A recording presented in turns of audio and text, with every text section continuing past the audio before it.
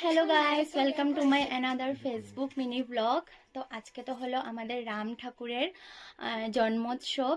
তো সেই উপলক্ষে ঘরে সুন্দর করে সিন্নি টিন্নি দিয়ে এখন রেডি হয়ে যাচ্ছি মন্দিরে। এখন বাজে 12:30। কোনোবারই দিনের বেলা যাওয়া হয় না, রাত্রেবেলায় যাওয়া হয়, কিন্তু আজকে আমার খুব ইচ্ছা করছে দিনের বেলা গিয়ে একটু ঠাকুরের মন্দিরে বসবো।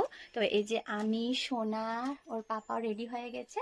তো এখন বের হব, আর শাশুড়ি মা, দিদা শাশুড়ি একটু পরে বের হবে। তো ঠিক আছে, চলো আজকের ব্লগটা তোমাদের সাথে ছোট্ট করে শেয়ার করবো, দেখতে থাকো।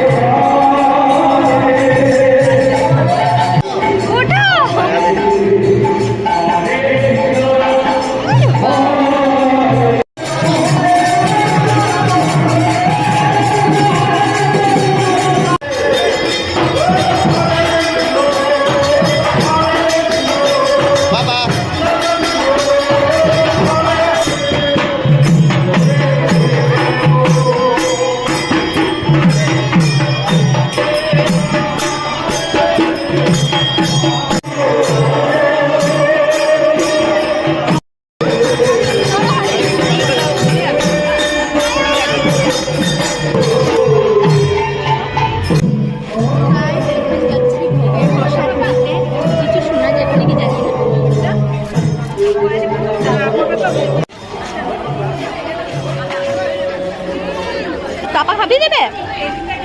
থাক, আস্তে আস্তে খাক।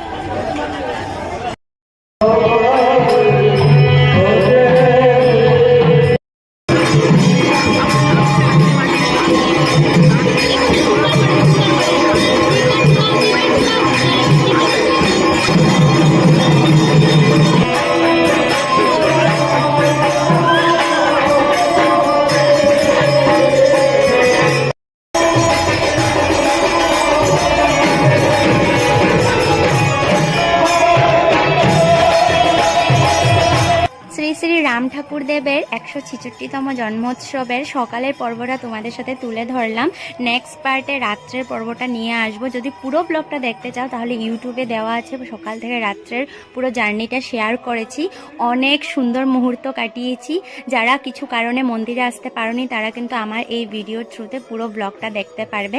পুরো রাম ঠাকুর দেবকে ডেডিকেট করে আজকের হরে কৃষ্ণ নামের এই কীর্তনটা তোমাদের সাথে শেয়ার করলাম। আশা করছি ভালো লাগবে। তো এখন চলে যাব বাড়ি, আবার রাত্রেবেলা আসবো, সেই ক্লিপটা নেক্সট পার্টে আসছে। তো চলো এখনের মতন টাটা।